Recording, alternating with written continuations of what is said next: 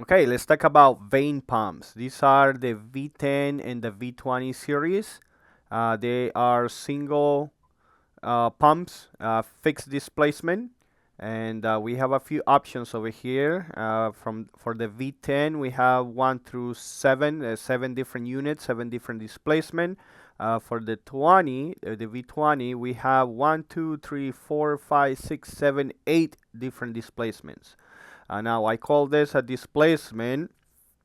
On the chart that you see over here, that's the flow rate based on 1,200 RPM and 100 psi. Now, it's based on the 1,200. Now, however, if you increase the RPM for the unit, it will give you a higher flow. Same displacement, higher RPM, higher flow. So it goes depending on the size that you get. It can get 4,800 RPM or 2,800 RPM going to the bigger units. For the V20, we start at 3,400, and the bigger units they go down to 2,400 RPM. This is plenty of room for a lot of mobile application that can run a different displacement, and they're all very, very good for the 1800 RPM, which is the standard electric motor application for industrial application, a standard electric motor. So that's what we have for the displacement. A few options that we have for these valves, for these pumps. This is how we build the part number, and we see a couple options over here. Integral valve options. These are some parts of the unit. We have a couple different codes in here. We have F, P, and NF.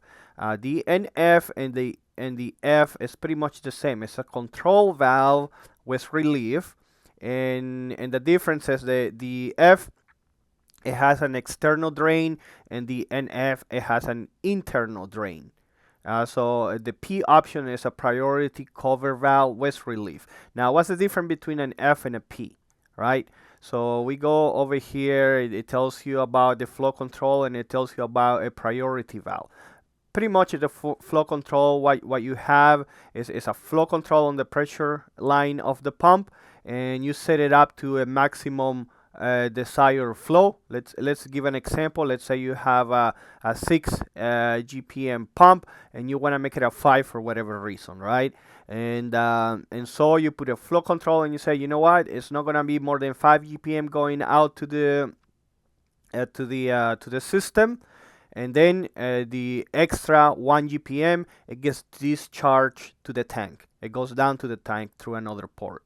The priority flow valve is kind of the same way. It works kind of similar way. You have a set limit, let's say 6 gallons per minute, but you only want 5. So when you set it up to 5 GPM, that is going to give you, the pump is going to try to maintain that stable flow rate of 5 GPM through one of the ports. And then the other GPM that you have available is not going to discharge it through the reservoir, but it's going to have it available so that you can direct it to another pressure port, to another section of the hydraulic system that you may have. So on this occasion, the priority valve, it kind of works like the pump works like a duplex pump. It's a single pump with one flow, fixed displacement, but you can make it kind of work like if it's a double pump, because you can reduce the flow and throw the other flow through another pressure port. So it's almost like if you have a duplex pump in there. In a course that works with some flow restrictions in here. But you do have it as an alternative. Let's see what else we have over here. Mounting is a very standard SAE mount. The inlet ports, the outlet ports, NPT ports, standard units, standard port, nothing special. Then we have the range of GPM that you have according to the size. This is the 10 size, and this is the 20 size. And then you have the different outlet ports. Is the same thing over here. The It's nothing out of the ordinary. All of this is pretty standard SAE NPT connections. So it's nothing that you're gonna find that is odd, you know. It gives you the options, and we can go down on the drawing of these units over here, for example. Um, this section over here, 90 degrees counterclockwise, 90 degrees. What they're talking about is the outlet port in relation to the inlet. You can rotate this port either left or right, or a little bit left or a little bit right, 45 degrees, 90 degrees, in relation to the intake. So you can have this port in different locations. So that's very easy to do. You can move it on the field as well. It doesn't necessarily have to be coming from the manufacturer, even though that you can make it so that comes from the manufacturer, and you can vary the direction of this port. Another thing to keep in mind is for a lot of these vane pumps, a lot of people know about this, a lot of people don't know. When these pumps go bad, you can change the cartridge inside. You don't have to throw the whole pump away. You can keep the body, you can keep the shaft, and just open it up and change the cartridge inside. One for the V10 series, it can hold 7 different cartridges. So you have 7 different displacements. For whatever reason, if you want a higher flow or lower flow, you can change it. The price is the same because the displacement goes in relation to the vanes. All the vanes have the same cost. The cartridges are the same size, and so you can vary the flow. It's not gonna cost you any more or less money. If you buy a 4, it's gonna cost you the same as the 7 or the same as the 1. So it's just the size of the car kit that goes in there. Let's see what else we have over here.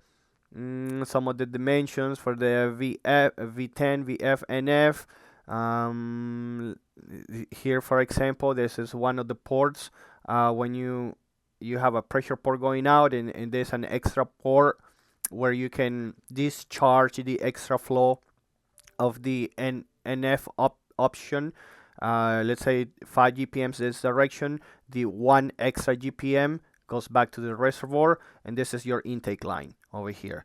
If we look at the P option over here, we're gonna look at over here, and it has two ports over here.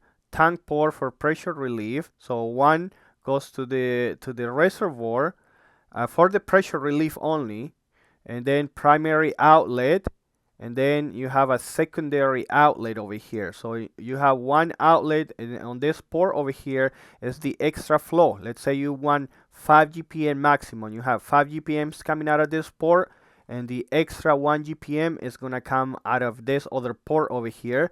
This is the inlet of the unit, and this other port over here is just gonna be for the relief valve. Once these 5 GPMs it hits a certain pressure that you may have, it just discharge through this other port over here, and it goes to the reservoir, or to whatever place you may have it. Pipe, I suppose, is the reservoir, you know. So let's see what else can we say about this unit. These are the other rings for the V20. Let's go a little bit lower over here. Then you have some of the dimensions of the unit, some of the flow curves on this one. Like I was telling you earlier, the ring sizes, they're all based on 1200 RPM at a 100 PSI. So, but if you wanna if you wanna make sure what flow is this pump's going to be able to deliver at what pressure, then you have these flow curves over here. Let's give an example of a V20, pump V20, and let's pick a 7 ring, a 7 GPM ring. You know, we call it GPM, 7 GPM ring, only because as a reference on the 1200 RPM.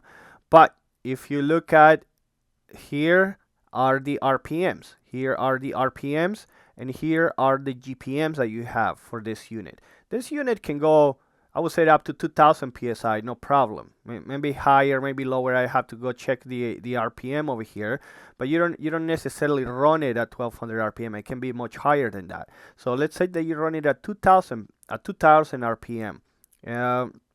Let's see, this is the line for the 2000. You go up over here at 2000 RPM, 2500 PSI. This unit is going to give you around 11 GPM. Now, if you lower the pressure and you make it at 1000 PSI, this unit is gonna give you maybe 11 and a half.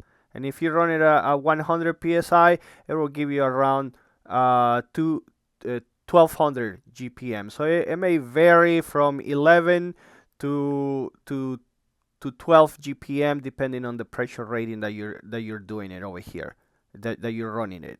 So these are the charts where you can have a better idea, where you can pinpoint the actual flow that you're gonna get in relation to the pressure that you're gonna be operating this unit. So in relation to the pressure and in relation to the RPM. So let's see what else we have. I think that's pretty much covers the bulk of it. These charts over here are just the flow charts for the valves with the restrictions. What flow do you have and what restriction are you gonna give them? So some of the information on it. But that's pretty much it. It's a very simple unit. It's a fixed displacement, very popular pump, and very standard. You know, it gives you a range of a lot of flow. You know, one GPM to 13 GPM at 1200 RPM. You get it up. This pump easily can put out you know, talking about 20 gallons per minute pretty easily, you know. Anyway, guys, this is the review for this V20 V10 series. And if you have any questions, anything else, just shoot me an email. Information over here, website over here, and I will see you next time. Bye bye.